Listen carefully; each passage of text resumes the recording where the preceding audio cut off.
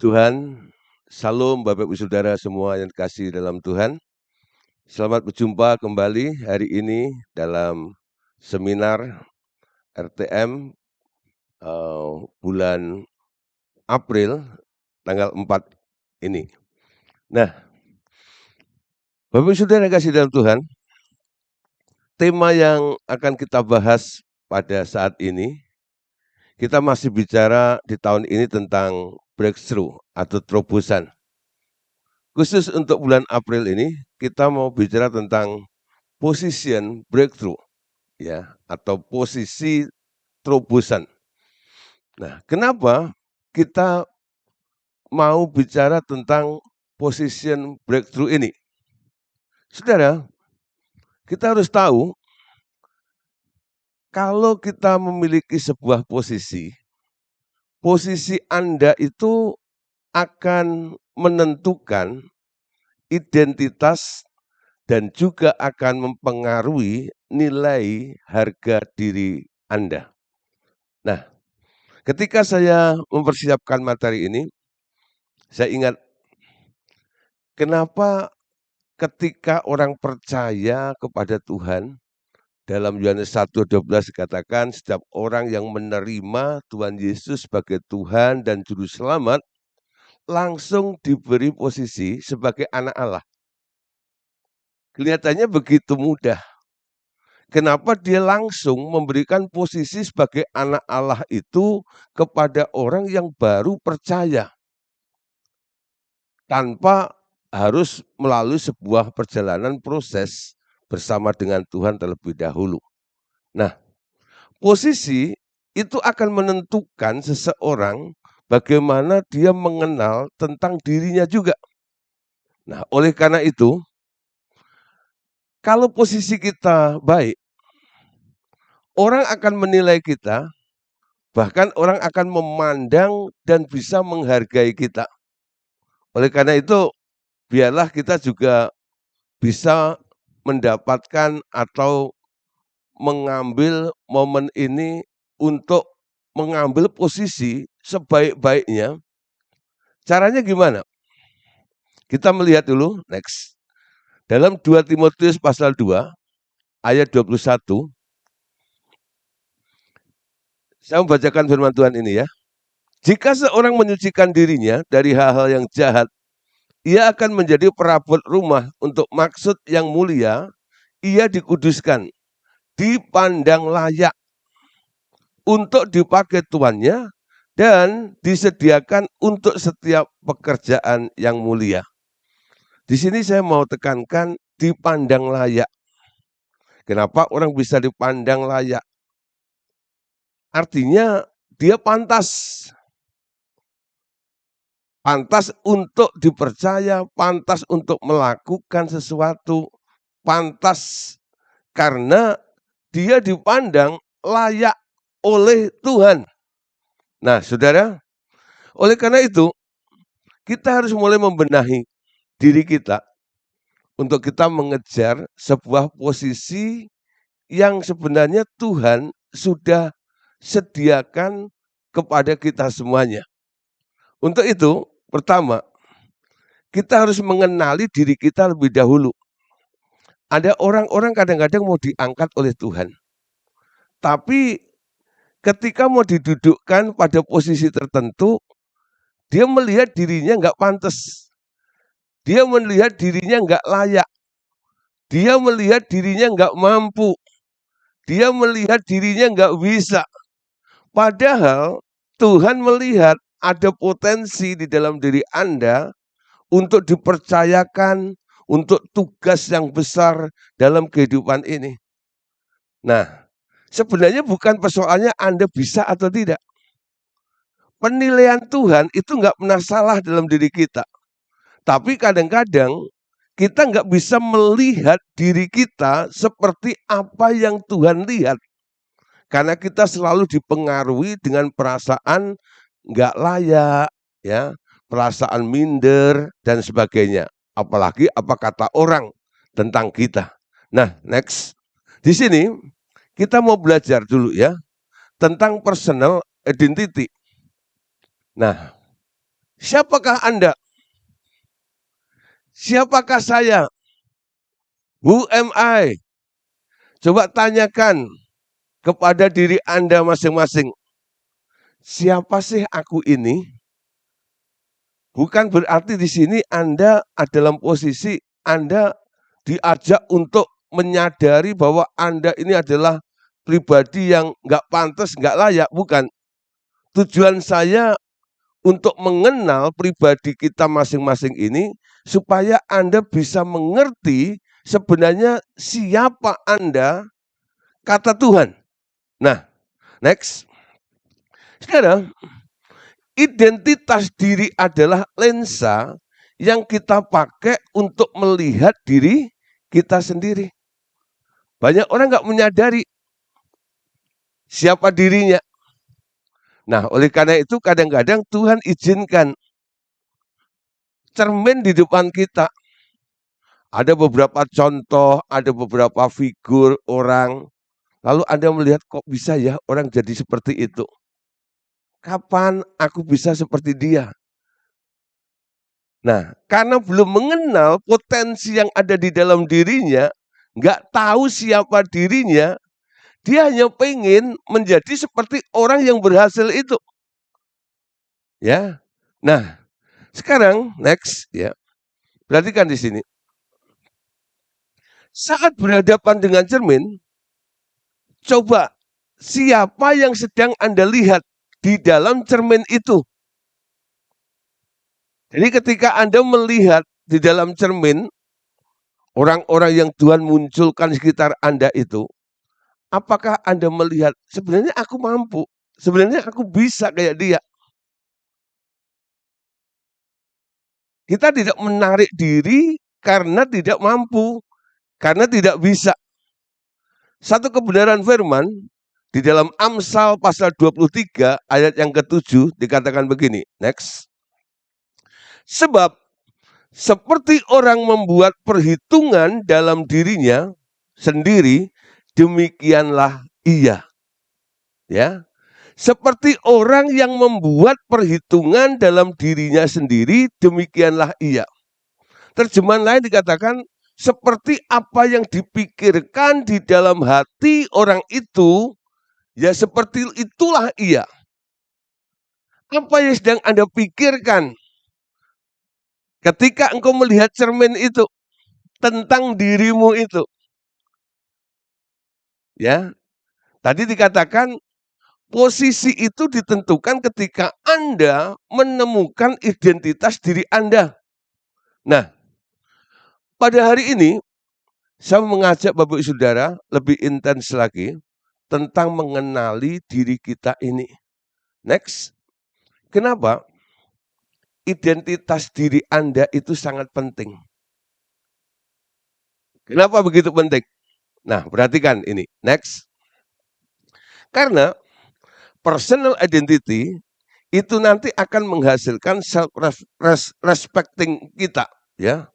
Nah, nilai harga diri kita dan itu juga akan mempengaruhi determine the action kita juga.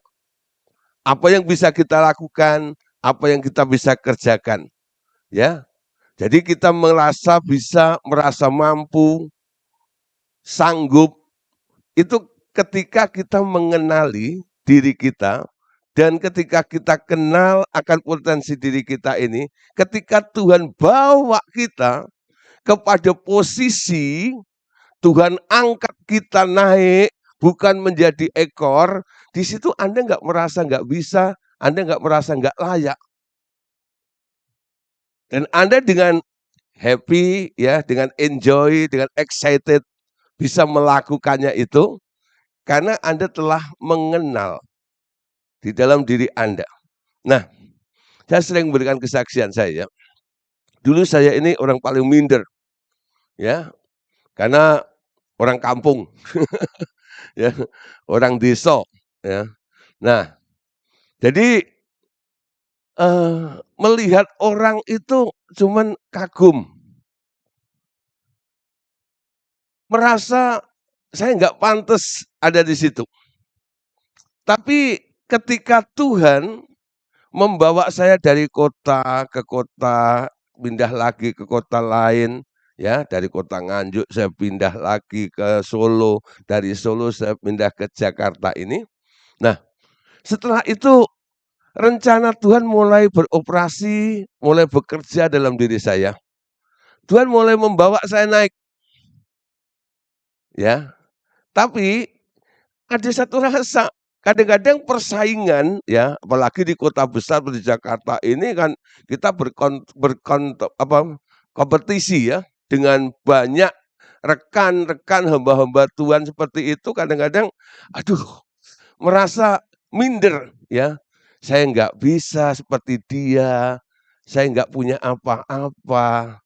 Karena waktu itu benar-benar kondisinya minus, ngekos, kalau jalan kemana-mana mesti pakai kendaraan bus yang paling murah, serba ngirit dan sebagainya. Nah, ketika Tuhan angkat saya dikenalkan dengan seorang direktur, lalu direktur itu diundang khotbah, dia berhalangan, dia minta untuk saya menggantikan khotbah. Ya, nah disitulah singkat cerita, saya khotbah di depan para direksi di sebuah company yang cukup besar di Jakarta ini. Seperti mimpi bagi saya. Ya, memang ketika saya masuk ke situ tuh groginya luar biasa. Ya, tapi setelah selesai melakukan tugas khotbah di perusahaan itu, saya pulang lagi naik Volvo yang jendelanya banyak, ya, harganya paling murah, banyak copetnya. Wah, kembali ke kos. Di situ saya duduk di jok ya, di bangku bus itu saya merenung. Ketika merenung ada suara, "Gideon, apa yang sudah kamu lakukan?" "Khotbah." "Khotbah di mana?" "Di kantor." "Siapa yang dengerin?" "Bos-bos, dewan direksi." Oh, lalu ada suara, "Siapakah kamu?" Saya mulai terkejut. Oh iya ya, kok saya bisa ya? Anda lihat, ada satu titik balik. Sebelumnya saya merasa saya nggak bisa. Sebelumnya saya merasa mana mungkin. Tapi ketika Tuhan membawa saya, memberikan posisi, dinaikkan levelnya, ternyata potensi di dalam diri saya juga bisa ya. Ada potensi itu. Jadi apa yang saya pikirkan selama ini, saya nggak bisa, saya nggak mampu, saya nggak pantas, saya nggak layak, itu semuanya hilang. Nah, mulai saat itu, apalagi ketika itu Andreas sedang getol-getolnya bicara tentang pindah kerajaan, posisi anak Allah. Ini sangat-sangat mendukung. Jadi selama ini saya lihat, wah betul juga ini. Kita harus pindah daerah, pindah kesadaran, ambil posisinya. Apa yang Tuhan rancang di dalam kehidupan kita. Saudara, yuk kita terobos bareng-bareng ya. Kalau Anda hari ini ada di posisi yang terendah, jangan kecil hati. Terus setia sama Tuhan. Tadi ayat pertama dikatakan barang siapa menyucikan dirinya, dia akan dipakai oleh tuannya dan dipandang layak. Amin. Kenapa Anda belum naik ke level itu? Kenapa Anda terus ada di level yang rendah ini? Karena apa yang Anda pikirkan. Coba Anda berpikir jadi orang besar. Coba Anda berpikir jadi orang hebat. Coba Anda berpikir jadi orang berhasil. Dan Anda akan setuju dengan apa yang Tuhan sudah rancang di dalam kehidupan Anda. Ini bukan bicara tentang positive thinking ya. hanya membayangkan seandainya aku jadi bos. Seandainya apa keinginan Anda. Anda hanya sekedar mengandai-andai, bukan. Tapi Anda menemukan jati diri Anda, dan ketika posisi yang Tuhan sediakan itu, mulai Tuhan menarik Anda ke level itu, Anda sudah siap ada di situ. Ya. Nah, nanti banyak contoh-contoh. Saudara, kita perhatikan ya. Harga diri yang kita letakkan atas diri kita sendiri, itu menentukan bagaimana perlakuan orang lain terhadap kita. Kalau Anda hari ini sering dihina orang, sering diremehkan oleh orang, nah ini menjadi pertanyaan besar. Kenapa orang menghina Anda? Kenapa orang meremehkan Anda? Ya, kalau Anda ketemu orang, dari 10 orang nih yang Anda jumpai, berapa persen yang memuji Anda? Yang melihat potensi di dalam Anda? Atau berapa persen yang selalu melihat kelemahan Anda, kekurangan Anda? Koreksi perlu, amin. Tapi saudara, kalau Anda selalu dilihat oleh orang bahwa Anda itu lemah, Anda itu kurang, dan sebagainya. Nah, ini persoalannya.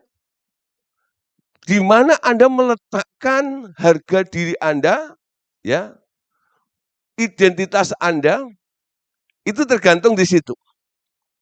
Next, saya ambil contoh ini. Anda tahu ini gambar apa? iPhone, ya, 15. Harganya berapa? Murah, 25 juta loh ya. Nah, satu kali saudara, anak saya bilang, wah mau ganti handphone. Ya, dia udah mulai kerja, dia sejak kuliah itu dia sambil kerja juga, latihan kerja, ya bukan cari duitnya sih, pengalaman kerjanya. Tapi saya biarkan, oke, baik dia belajar. Ya anak saya nomor 2. Lalu dia bilang gini, mau ganti handphone. Ganti apa? iPhone. Saya bilang, handphone itu buat apa sih? Ya, pikiran saya nih sebagai orang tua. Kan penting bisa WA. Yang penting bisa halo Pak Agus. Ya, halo. Nah, udah ya, namanya handphone, telepon.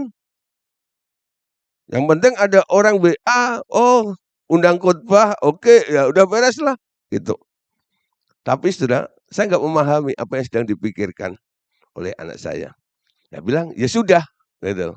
Kalau kamu pengen ganti, akhirnya dia ganti handphone. Nah, setelah dia lulus kuliah dan sebagainya, sempat kerja juga dengan orang Singapura. Nah, setelah selesai kontraknya, lalu saya tanya, kamu nggak cari kerjaan lagi? Ini udah kerja Pak. Kerja apa dalam hati saya? Gitu. Saya sekarang jadi content creator. Wow, gitu ya. Terus apa hubungannya dengan iPhone tadi itu? Ternyata dari dulu itu dia sudah berpikir, kalau saya pakai iPhone itu speknya bagus.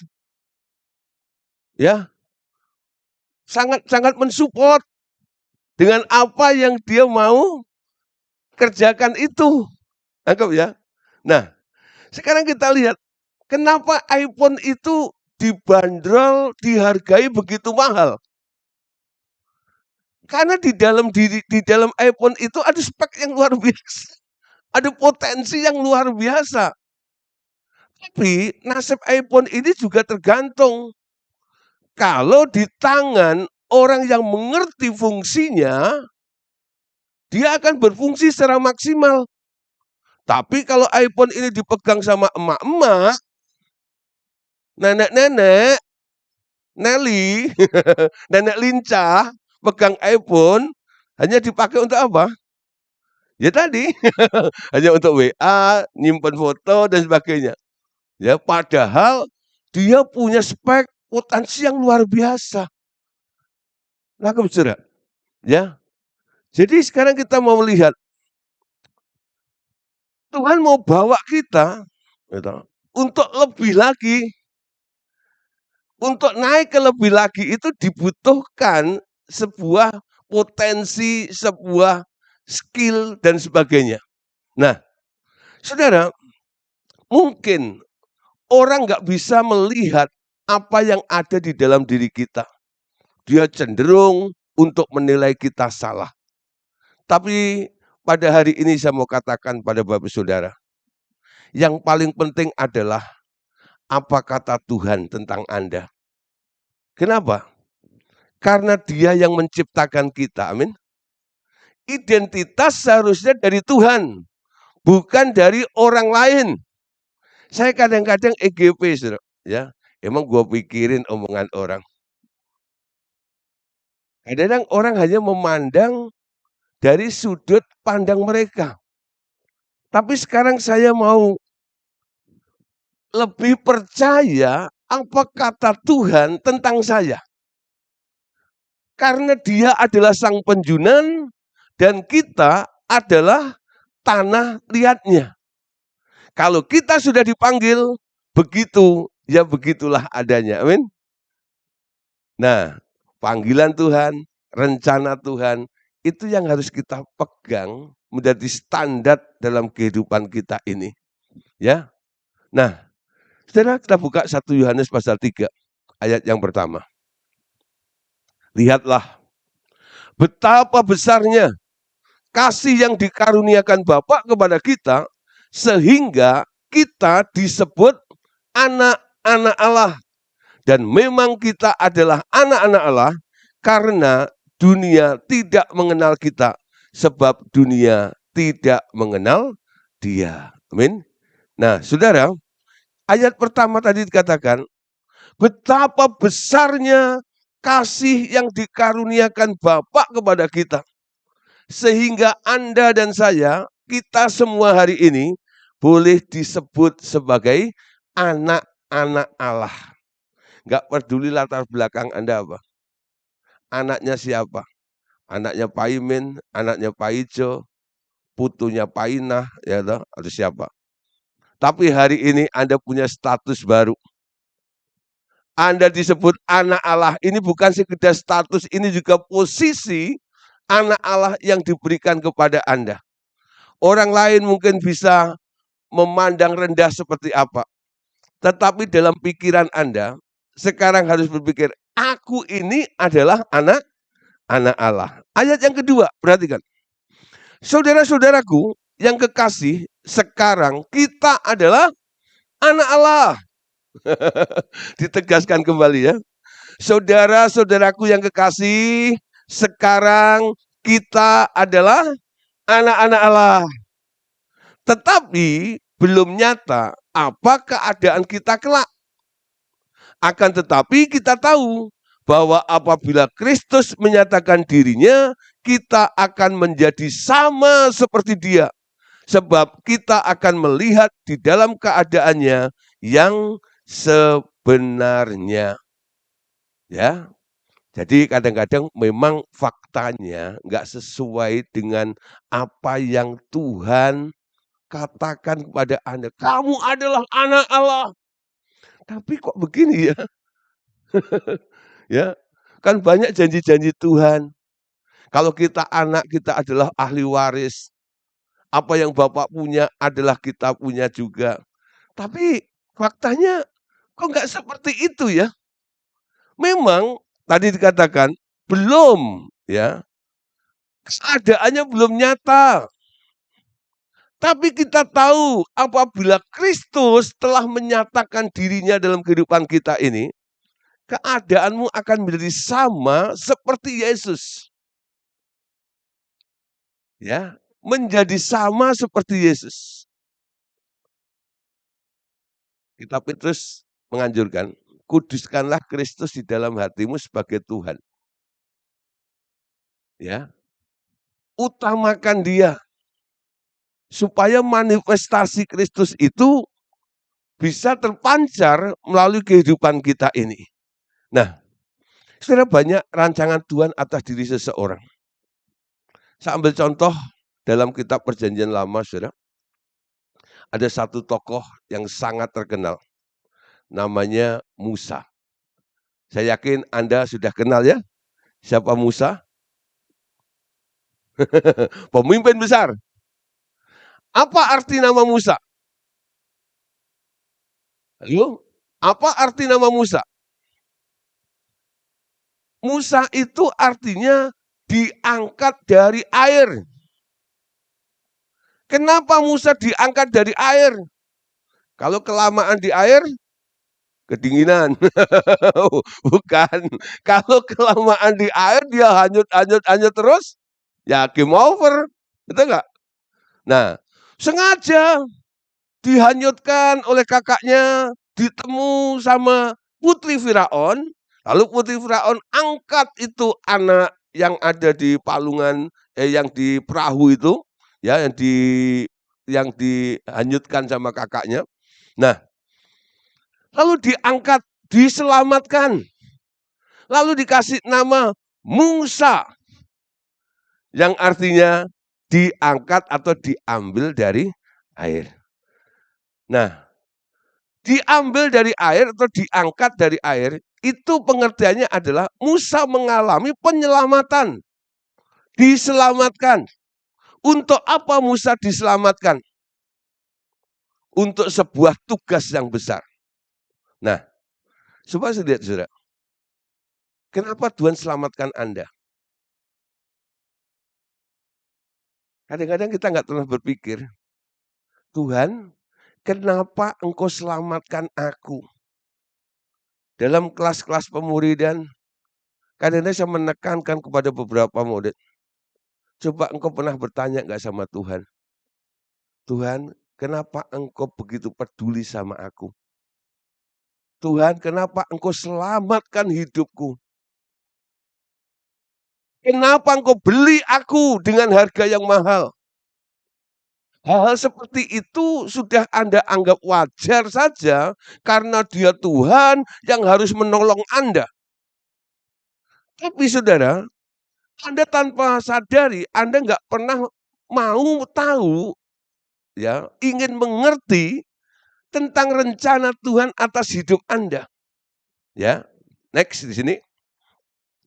Allah memilih Musa untuk menyelamatkan bangsa Israel dari perbudakan Mesir dan memimpin bangsa Israel untuk masuk tanah perjanjian.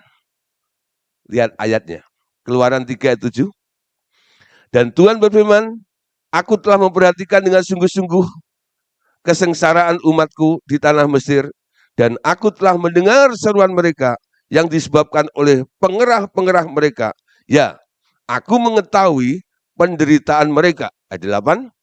Sebab itu, aku telah turun untuk melepaskan mereka dari tangan orang Mesir dan menuntun mereka keluar dari negeri itu ke suatu negeri yang baik dan luas. Suatu negeri yang berlimpah-limpah susu dan madunya, ke tempat orang Kanaan, orang Het, orang Amori, orang Feris, orang Hewi, dan orang Yebus. Terus, sekarang seruan orang Israel telah sampai kepadaku.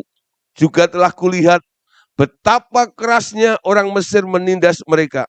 Jadi sekarang pergilah, aku mengutus engkau kepada Firaun untuk membawa umatku, orang Israel, keluar dari Mesir. Ayat 11. Tetapi Musa berkata kepada Allah, siapakah aku ini? Maka aku yang akan menghadap Firaun dan membawa orang Israel keluar dari Mesir.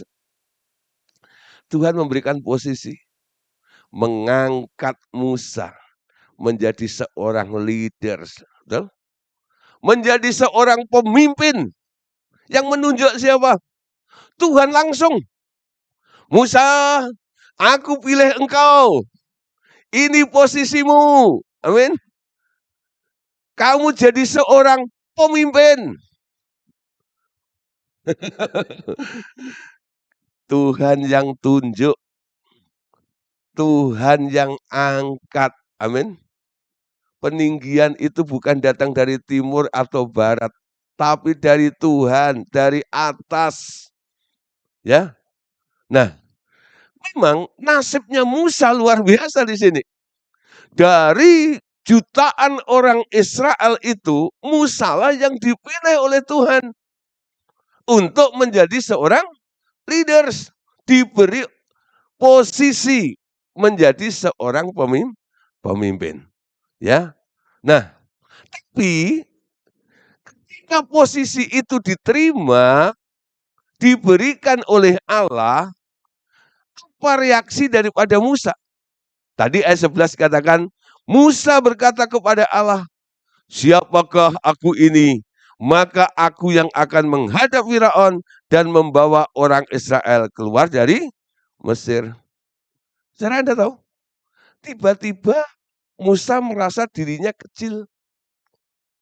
Tiba-tiba Musa merasa dirinya nggak pantas.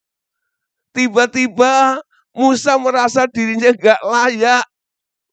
Dan berkata, siapakah aku ini Tuhan? Siapa yang sering nyanyi lagu itu? Tapi kan ada ayatnya Pak. Nah saudara,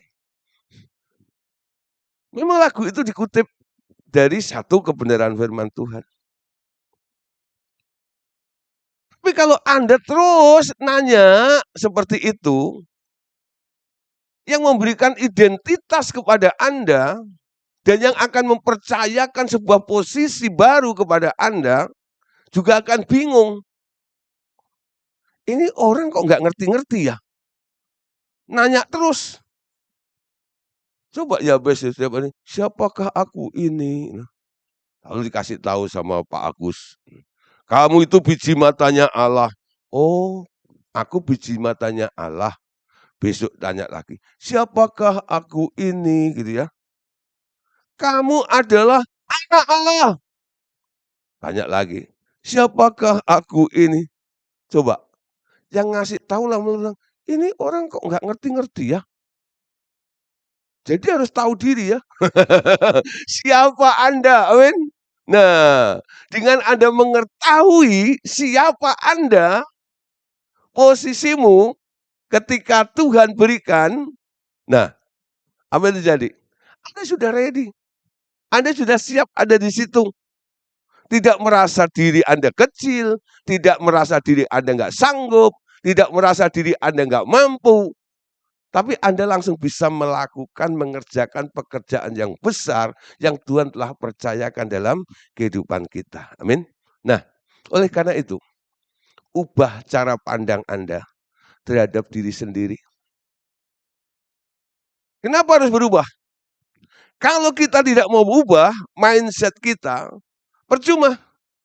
Gambar diri yang salah akan menghalangi kita menerima janji Tuhan dalam hidup kita. Sekali lagi ya, gambar diri yang salah akan menghalangi kita menerima janji Tuhan dan rencana Allah atas hidup kita. Tuhan itu punya rencana yang besar. Janjinya luar biasa. Anda ingat 10 pengintai. Dia punya gambar diri yang salah. Sehingga mereka menyebar cerita ketakutan. Janji Tuhan pun tak jadi bisa milik mereka. Padahal Tuhan bilang, aku akan memberikan negeri yang penuh dengan susu dan madu itu. Apa yang dikatakan oleh 10 pengintai? Coba Anda lihat, bilangan 13, ayat 32 sampai ayat 33. Juga mereka menyampaikan kepada orang Israel kabar busuk tentang negeri yang diintai mereka dengan berkata, negeri yang telah kami lalui untuk diintai adalah suatu negeri yang memakan penduduknya. Dan semua orang yang kami lihat di sana adalah orang-orang yang tinggi-tinggi perawakannya. Juga kami lihat di sana orang-orang raksasa, orang enak yang berasal dari orang-orang raksasa dan kami lihat diri kami seperti belalang, dan demikian juga mereka terhadap kami. Faktanya memang begitu. Ketika mereka memasuki ya daerah yang dijanjikan Tuhan dalam tugas pengintaian itu, pertama yang dilihat, betul janji Tuhan itu. Janjinya iya dan amin. Negerinya melimpah-limpah. Dia bawa buktinya. Tapi walaupun sudah melihat tentang rancangan Allah, karena dia punya masalah dengan gambar dirinya. Dia bilang, memang janji Tuhan itu oke, tapi kita nggak mungkin bisa mendapatkannya. Karena di situ ada hambatannya, ada tantangannya. Untuk menerobos sebuah posisi, itu tidak semudah membalikkan tangan. Walaupun itu ada di dalam janji Tuhan dan rencana Tuhan dalam kehidupan kita. Nah, kadang-kadang orang nggak berhasil masuk ke situ, menerobos posisi itu. Kenapa? Karena gambar dirinya belum beres. Sehingga yang dilihat bukan Tuhan yang besar, tapi yang dilihat adalah kesulitan-kesulitan, hambatan-hambatan yang akan dihadapi. Padahal kalau kita mau hadapi bersama dengan Tuhan, segala bentuk masalah, hambatan apapun juga, Anda akan bisa lolos kok. Tapi kalau hanya Anda pikirkan, renungkan, bisa nggak ya? Tuh gimana ya? Mampu atau tidak ya? Melangkah bersama dengan Tuhan. Aku punya Tuhan yang besar. Wah, bukan hanya slogan. Tuhan yang besar bersama dengan Anda membuat Anda mampu untuk melampaui masalah yang besar juga. Tantangan yang besar juga untuk Anda bisa menerobos sehingga Anda bisa mengambil posisi itu. Amin. Nah, Allah tidak bisa berbuat apa-apa untuk kita kalau kita mendiskualifikasi diri kita sendiri. Bukankah Allah itu hebat? Betul. Tapi kalau Anda mendiskualifikasi diri Anda sendiri, walaupun Anda punya Allah yang hebat, punya Allah yang besar, punya Allah yang ajaib, Anda nggak bisa berbuat apa-apa. Karena manusia itu kan dikasih will, free will, betul? Tergantung siapa? Bukan tergantung Tuhan. Tergantung Anda. Ya. Tergantung Anda. Keputusannya pada Anda. Allah support Anda sekarang. Dia sudah kasih blueprintnya. Gini loh, kamu mau nggak jalan seperti itu? Beda dengan Kaleb dan Yosua. Next. Nah, Kaleb dan Yosua beda ya. Dia yang bisa masuk ke tanah perjanjian. Bahkan dua-duanya ini menjadi tokoh yang fenomenal. Yosua menjadi pemimpin, Kaleb itu dapat julukan tua-tua keladi. Makin tua makin menjadi. Nah, Bilangan 14 ayat 6 sampai 7. Tetapi Yosua bin Nun dan Kaleb bin Yefune yang termasuk orang-orang yang telah mengintai negeri itu mengoyakkan pakaiannya dan berkata kepada segenap umat Israel, negeri yang kami lalui untuk diintai itu adalah luar biasa baiknya. Ayat 8. Jika Tuhan berkenan kepada kita, maka Ia akan membawa kita masuk ke negeri itu dan akan memberikannya kepada kita suatu negeri yang berlimpah-limpah susu dan madunya. Ya, apa lihat saudara? Yosua dan Kaleb sama-sama menghadapi situasi yang sama seperti 10 temannya tadi. Tapi responnya berbeda. Dia mengakui tentang janji Tuhan, sama dua kelompok ini mengakui. Tapi yang membedakan adalah Yosua merespon begini, jika Tuhan berkenan kepada kita, maka Ia akan membawa kita masuk ke negeri itu dan memberikannya kepada kita. Ya, jika Tuhan berkenan, kita bisa nyampe ke situ. Terobos bersama Tuhan. Jadi semua itu ditentukan dari bagaimana cara memandang diri kita. Dan otoritas hidup Anda terhubung langsung dengan diri Anda. Nanti akan ada label di dalam diri Anda ini. Who am I? Siapa Anda? Ya. Otoritas hidup Anda terhubung langsung dengan diri Anda. Saudara, bukan kebetulan hari ini yang khotbah di seminar ini namanya Mr. Gideon. Hari ini saya mau bahas tentang Gideon, tapi bukan saya, bukan membahas diri saya, tapi salah satu tokoh di dalam Alkitab. Ya, next. Allah memilih Gideon untuk membebaskan bangsa Israel dari bangsa Midian. Anda tahu, pada waktu itu bangsa Israel dijajah, ya, dikuasai oleh orang-orang Midian. Sangat-sangat menderita.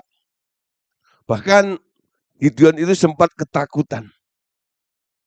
Semua bangsa Israel kena intimidasi. Tapi Anda lihat, Tuhan pilih Gideon. Hakim-Hakim 6, ayat 11 sampai 16. Kita baca sama-sama.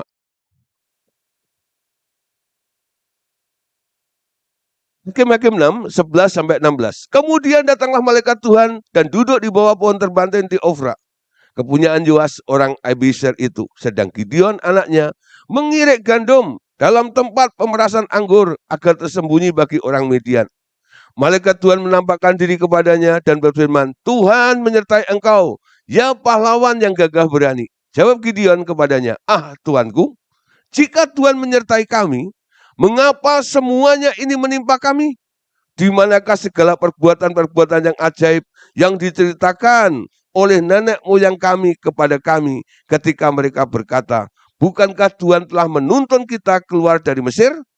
Tetapi sekarang Tuhan membuang kami dan menyerahkan kami ke dalam cengkraman orang-orang Midian. Lalu berpalinglah Tuhan kepadanya dan berfirman, pergilah dengan kekuatanmu ini dan selamatkanlah orang Israel dari cengkraman orang Midian. Bukankah aku mengutus engkau?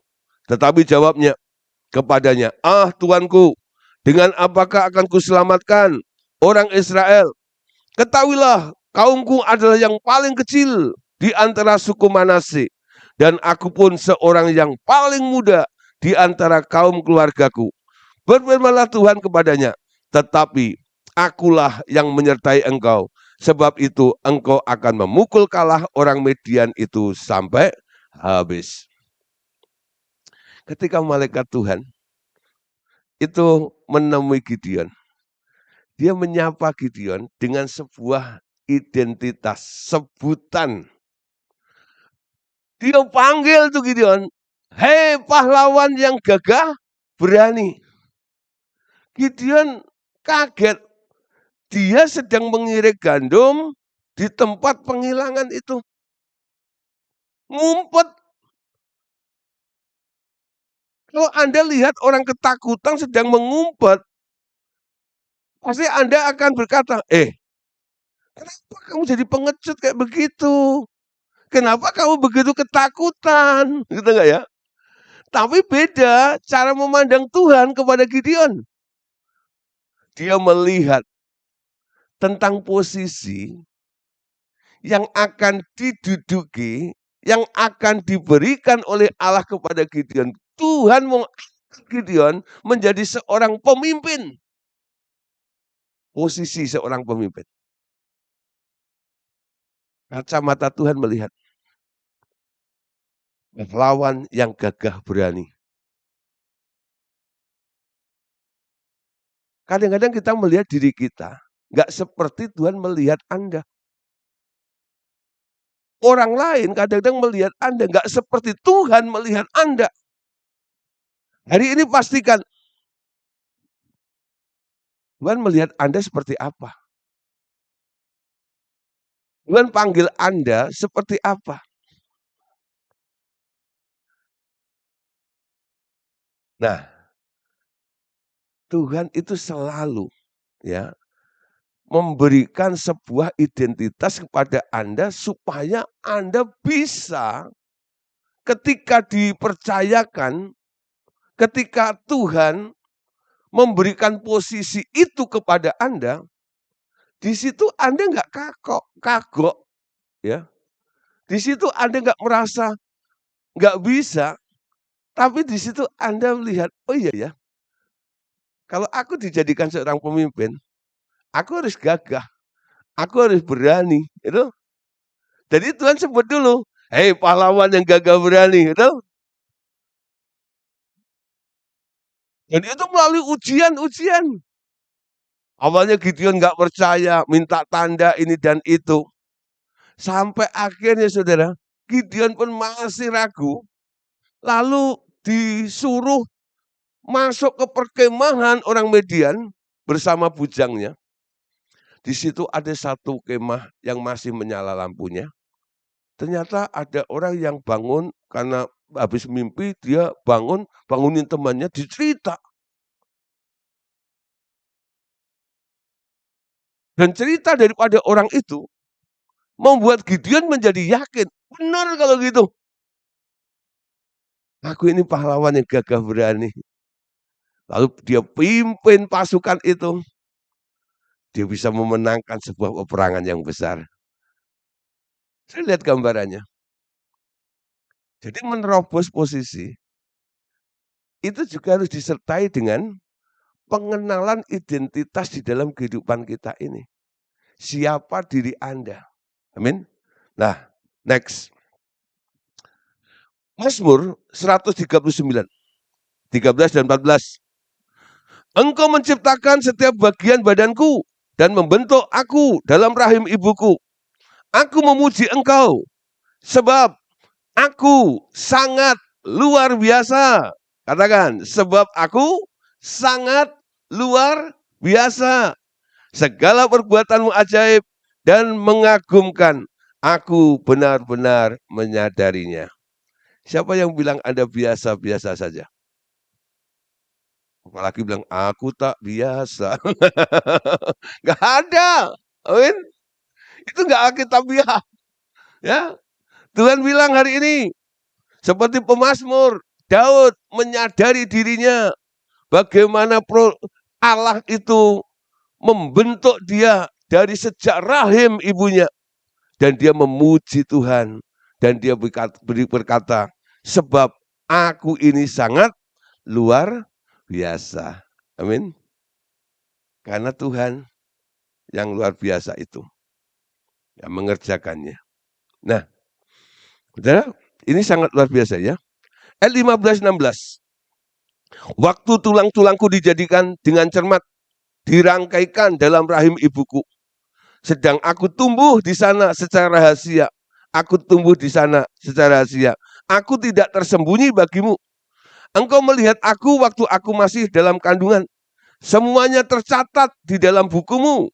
Hari-harinya sudah ditentukan sebelum satu pun mau mulai. Amin. Nah, saudara, begitu detail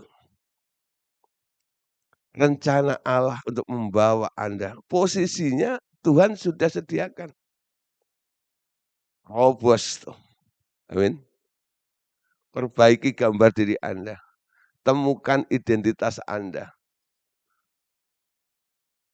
Jadi sambil menyelam minum air nih ceritanya. Targetnya untuk naik, menemukan posisi, menerobos apa yang Tuhan telah sediakan untuk kita. Sekaligus mengubah hidup Anda, mindset Anda, sehingga engkau bisa mengerti siapa Anda di dalam Tuhan. Amin. Ayat penutup kita baca bersama-sama, Efesus pasal 2, ayat yang ke-10. Ya, Efesus 2 ayat 10.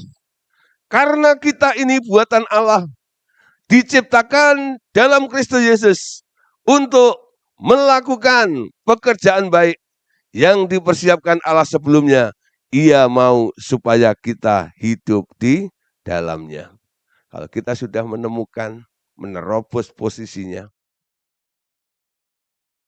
semua itu karena Tuhan perbuat untuk kita.